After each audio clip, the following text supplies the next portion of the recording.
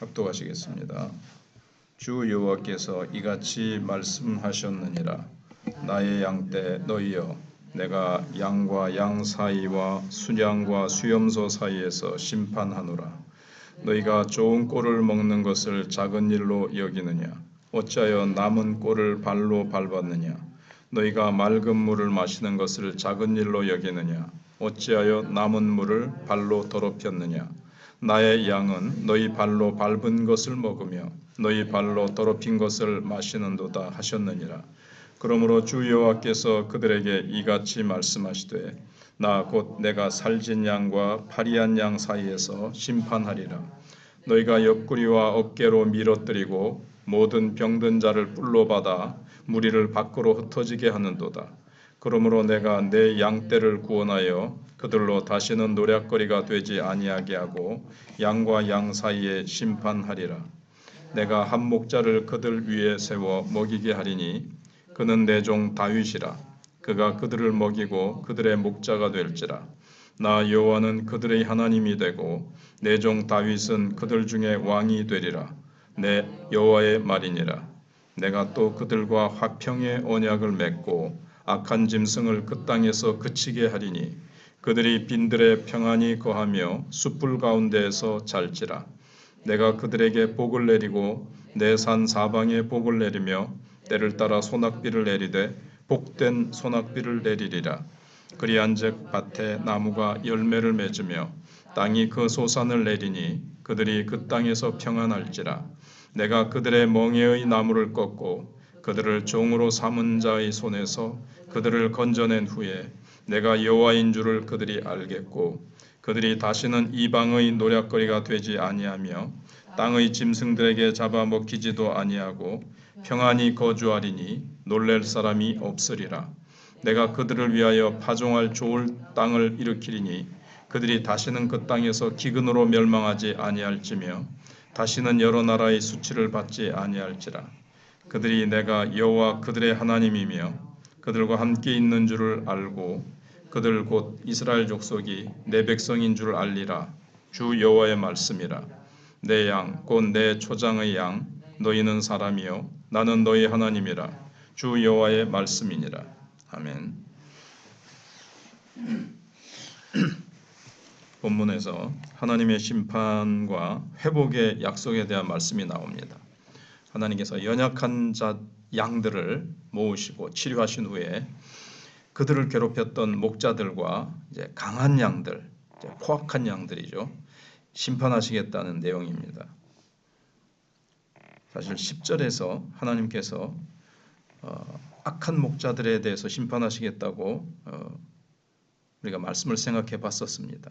주 여호와께서 이같이 말씀하시되, 내가 목자들을 대적하여 내 양떼를 그들의 손에서 찾으리니 목자들이 양을 먹이지 못할 뿐 아니라 그들이 다시는 자기도 먹이지 못할지라. 내가 내 양을 그들의 입에서 건져내어서 다시는 그 먹이가 되지 아니하게 하리라. 심판의 대상은 약한 양들을 제대로 먹이지 않고 자신만 배불리 먹인 가짜 목자들입니다. 심판의 내용은 하나님은 목자들을 대적하여 양떼를 그들의 손에서 찾으시고 그들이 다시는 양을 먹이지 못하게 그 자격, 직분을 빼앗으실 것이라는 겁니다. 그리고 참된 목자의 기준은 세상적인 힘이나 지식이 아닌 성경 말씀대로 행하는 것이 선한 목자의 기준이라고 밝히고 있습니다. 아무리 사람 자체는 좋다 할지라도 성경대로 하지 않으면 악한 목자고, 아무리 성품이 좀 부족해도 성경대로 하면 선한 목자라는 이야기입니다. 그럼 이 엉터리 목자들은 왜 타락하게 되었는가?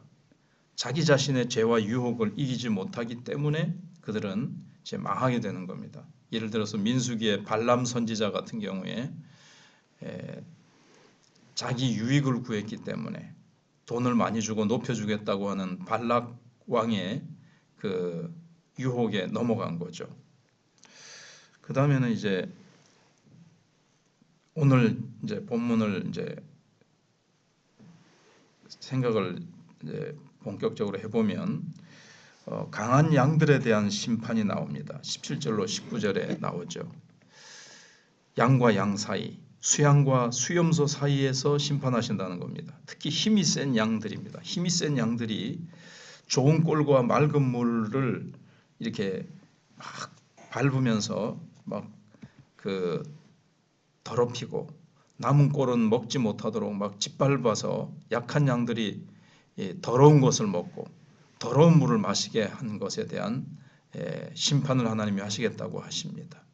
자기들이 강하다고 해서 그 좀 남아 있는 것들, 가난한 자들이, 약한 양들이 이걸 좀 먹도록 배려를 해야 되는데, 우리가 앞에서 나온 것처럼 아주 그 가난한 자들을 더 착취하고 뭐 벼룩이 간을 내먹는다고 그 약한 자들의 그 어려운 사정을 돌보지 않고 그걸까지 다 빼앗아 가지고 결국은 종으로 팔려가고 외국에 종으로 팔려가게 하고 여기 막 그 어깨로 막 뿔로 받아서 밀어낸다 그랬는데, 예루살렘에 살지 못하도록 예루살렘에 살고 있는 같은 동포고 약한 자들을, 가난한 자들을 이 부자들이, 또 정치적으로 권력을 가진 자들이 못 살게 군 것에 대해서 하나님께서 심판하시겠다고 하는 내용입니다.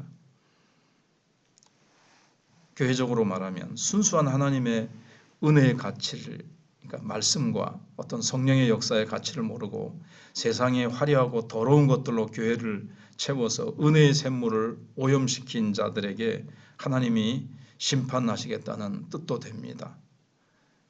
여기 맑은 물, 또 좋은 꼴, 이런 것은 교회 안에 순수한 하나님의 진리의 말씀, 그리고 성령의 역사를 가로막는다는 거죠.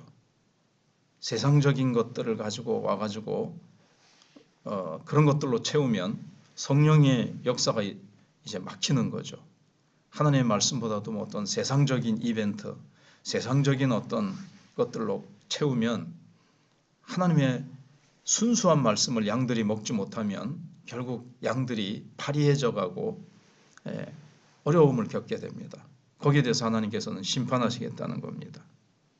그래서 20절로 21절에 이제 심판의 대상은 살찐 양, 힘센 양이죠. 그 다음에 약한 양 사이를 심판하시겠다고 하십니다. 은혜를 받아도 그 이 살찐 양, 강한 양은 뭐냐 하면은 하나님 양으로 한때 변화받았는데 맹수의 습성을 버리지 못한 강한 양들, 그들은 뿔로 약한 자들을 밀어뜨리고 밖으로 흩어지게 한다는 겁니다. 그러니까 옛 사람의 습성을 여전히 가지고 있는 거죠. 한때는 은혜를 받았는데 변화됐다고 볼 수도 있고, 처음부터 양인 모양은 있는데, 그러니까는 이스라엘 백성이기는 하지만 전혀 변화되지 않고 세상 사람들 가운데서도 악한 자의 그 속성을 여전히 가지고 있는 자들, 이런 자들이 주로 이제 지도자들이나 부자들이겠죠. 권력과 부를 가지고 있는 자들이 약한 백성들을 괴롭히고 몰아내 버린다는 겁니다. 그래서 여기서 주는 교훈은 하나님 앞에서는 약한 자가 최고입니다. 남을 때리고 착취하고 짓밟고 거센 자들은 하나님께서 회개하라고 말씀하십니다. 오히려 약하기 때문에 맞거나 상처 입은 자는 하나님 앞에서 기도하고 하나님 앞에 나아갈 때 하나님께서 치료해 주시고 위로해 주시고 하나님이 그것을 이렇게 보복해 주십니다. 그리고 23절부터 29절까지 보시면 하나님께서 회복하시겠다는 약속이 있죠. 돌아온 자들에게 하나님께서 놀라운 약속을 하시는데 23절에서는 내가 한 목자를 그들 위에 세워 먹이게 하리니 그는 내 종 다윗이라. 그가 그들을 먹이고 그들의 목자가 될 것이라 그랬는데, 실제 다윗도 그런 역할을 했지만 여기서 다윗은 사실 오실 예수 그리스도, 이미 우리 편에서 보면 이미 오신 예수 그리스도를 말씀하고 있는 겁니다. 정말 참된 목자 예수님이 오셔서 진리의 말씀을 우리에게 먹여주시고 선한 목자가 되셔서 우리를 위해서 대신 죽으시고 우리의 죄를 사해 주시고 우리에게 성령을 보내주셔서 우리가 성령의 은혜 속에 살게 하시고 성령께서 우리를 늘 도와주셔서 우리가 이 악한 세상 가운데서도 승리할 수 있도록 성령께서 우리에게 힘을 주시도록 그렇게 하셨습니다. 25절에서는 화평의 언약을 세우시는데 내가 또 그들과 화평의 언약을 맺고 악한 짐승을 그 땅에서 그치게 하리니 그들이 빈들에 평안히 거하며 숲풀 가운데에서 잘지라. 하나님께서 이 악한 짐승들이 악한 사단이 또 이 하나님의 백성들을 괴롭히지 못하도록 하나님께서 평안을 주시겠다고 하십니다. 그래서 예수님께서 내가 너에게 평안을 주노니 세상이 줄 수 없는 평안을 주시겠다고 하시고 성령께서 우리를 늘 또 지켜주시죠. 그럼 26절에서는 복된 선악비를 내리시겠다고 하십니다. 내가 그들에게 복을 내리고 내 산 사방에 동서남북 이거는 모든 것을 말합니다. 너희들이 그 약한 양들이 있는 그곳에 모든 복을 주시겠다는 겁니다. 때를 따라 소낙비를 내리되 복된 소낙비. 그러니까 이제 성령의 은혜를 부어 주시겠다는 겁니다. 축복의 성령의 비. 그다음에 29절에서는 파종할 좋은 땅을 일으키시겠다고 하십니다.